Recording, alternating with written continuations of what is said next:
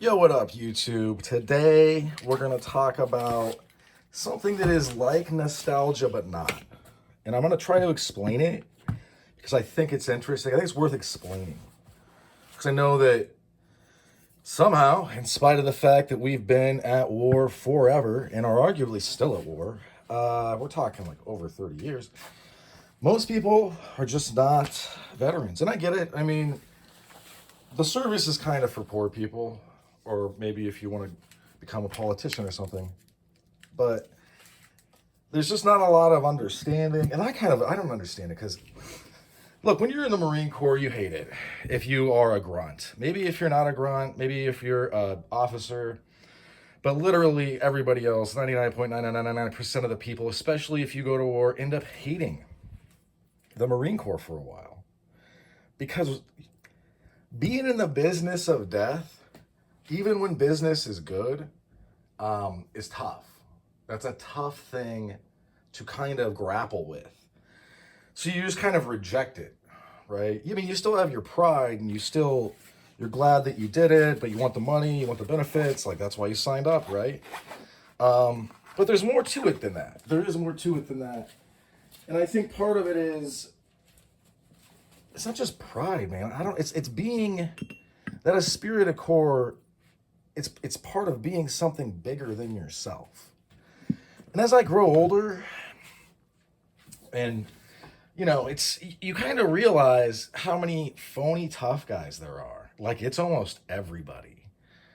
And I get that there are a lot of tough guys and they could probably beat me up, I guess, in the ring. I don't know when I would ever do that. I don't know when I would ever fight unarmed again. That's like a thing of my past for sure. I used to compete nationally in Taekwondo as a kid, but these days, if I were to get back into anything, it would probably be Eskrima or Arnis or like Filipino stuff where my hands are full. I am no longer interested in empty hands. You know what I mean? It's like John Wayne said, fill your hands, you son of a bee. You know what I mean? But yeah, you end up, well, this is my unit coin, which I can't really show you because it doxes me. I can't show you the unit insignia on this. I'll try. I will try. And in there it says, give no quarter. Or it says give no quarter. I couldn't really show it very well. So I'm trying to be like secret squirrel. I'm not really down with doxing myself. You should also never acknowledge your dox. But, it's just crazy, man. 250 years of the Marine Corps. 250 years of unaliving stuff, left and right, being like one of the hardest institutions ever. We are the only entity, troops that Hitler considered shock troops. The only. We were it. Not anybody else. Us, the Marine Corps. And we basically ripped off his tactics, by the way. I forget what they're exactly called, but the tactics were like you're mounted and then you suppressing fire and you dismount. He had a special, man, why does this not want to focus? He had a special name for it that kind of escapes me now. It says Ontario there. I don't have a legit, well, actually, that's not true. I do. I don't have a K-bar like this. I don't have one of the ones that are kind of replicas of the old ones from back in the day. I get that, people are not so in love with the rat tail tang, blah, blah, blah. I'm not really that concerned about it, to be honest with you. But yeah, this is a good example of how in EDC, like say you really like the color red, for instance, or you really like this one thing, you want your stuff to look this way, you end up just getting stuff that does. Like this is handmade here in the US. This was made in the US. This was handmade in the US. I think this is probably from China. I don't know why they would make our stuff, but they do. But it's interesting to me that like I feel that pride like kind of surge back up. But it's different than just pride because there's two kinds of pride. There's a good pride and a bad pride. There's a good pride that where if I'm a squad leader and my squad is messed up, I haze them and have them unmess themselves up because I have pride in myself and in my unit. And then there's another kind of pride that is ego without accountability. So the good kind of pride is ego with accountability. I care and I have to fix it. I have to make it right. Kind of like Esprit de Corps type stuff. Or being gung-ho, being part of a unit, the energy surging together. And there's the bad pride, where, let's say, for instance, like arrogance. Because I realize that like people say some arrogance is earned. I just feel like those people are real dumb and don't understand English very well. Because it's just pride. Arrogance is not a good thing. And good pride is, like I said, well, bad pride. I'm talking about bad pride. Bad pride would be like the fat comic book guy from The Simpsons is a great example. You're snotty, you turn your nose up at people, you're rude, you talk trash even though anybody could turn your face inside out because your BMI is like 50%. And like I said, man, as I progress in age, I really do realize like how many folks who have never been a part of something real, they just latch onto these things that are like, that have no standards. They, you know what I mean? Like, for instance, let's say a subculture, let's say punk rock.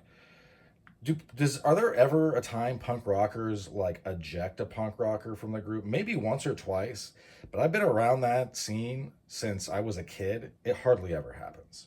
People that have these stories of like, oh, he smacked a girl's ass and we, like he was never allowed again. I don't believe that.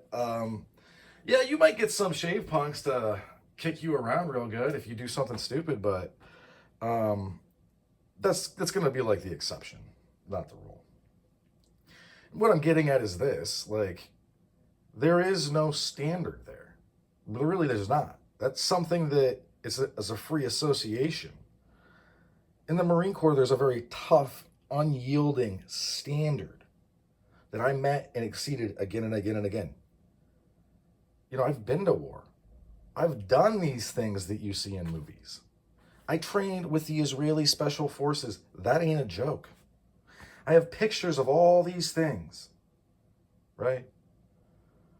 I've written about it. I'm a writer. I'm written about it. I've published about it. Like, if I was lying, somebody would have pulled my card. I'm just not. And it just is what it is, man. Like, I feel it. I feel it. You know what I mean? Like, 250 years? That's crazy. That's crazy that we're still doing it. And sometimes I hate the way that you're always a Marine, because you really always are. It just doesn't go away. I don't know why. It's like some weird sickness in your head. But yeah, I can still say we. Like, I'm still part of the pack. Even though I'm old now. I mean, I'm a few years away from 40, but like, and I'm still a fairly young man. Not necessarily the guy you would want to push around in a dark alley for sure, but like, I'm not these young guys. You know what I mean? I can't throw a 50 caliber on my back and go hump a mountain. What Marine Corps call hiking. The Army calls rucking, we call humping.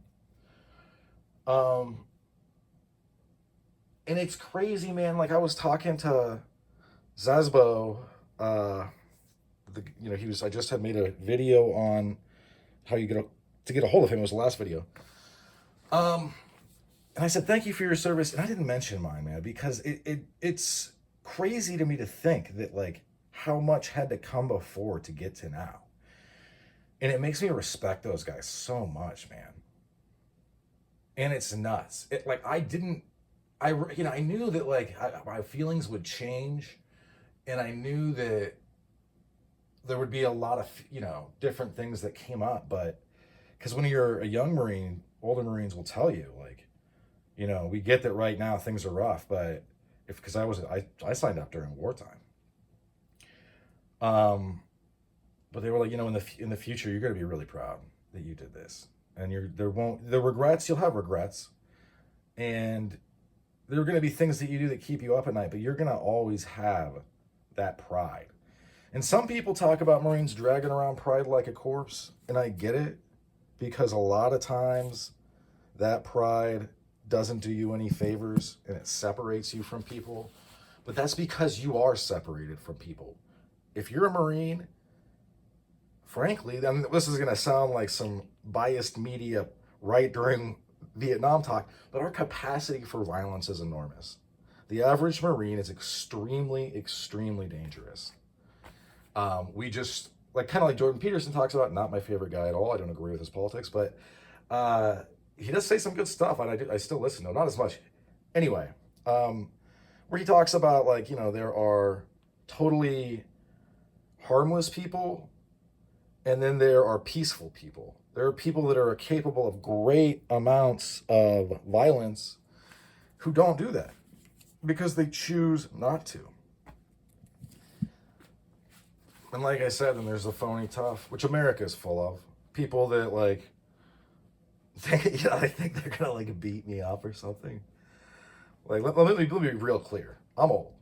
If we get in a fight, first thing I'm doing is macing you, and then after that, it's kind of up to you, because you're gonna be blind, and whatever you've done up to that point, I'm gonna gauge. And I've talked about on this channel. In a fight that I had to go to court about. This kid was messed up. I pulled out knuckles, spiked ones, Sasbo's knuckles, those crown knuckles, the spiked ones, and I was thinking about tearing his face off, and I was like, you know what? Kid's drunk. It's Friday night. I'm not going to do that. I'll just mace him. Leave it at that. That's what I did. Anyway, I just wanted to talk a little bit about kind of how I'm feeling post 250th Marine Corps birthday, because I feel like other people are feeling it too. Maybe you're a Marine. And it's nuts, man. It's nuts to have been part of something just, like, so badass. Especially as I get older, and like I said, I'm still included. It's crazy. Anyway, that's about all she wrote for this one. Thanks for sticking with me to the end. Hope folks have a good rest of your day. Also, happy Thanksgiving, everybody. Peace.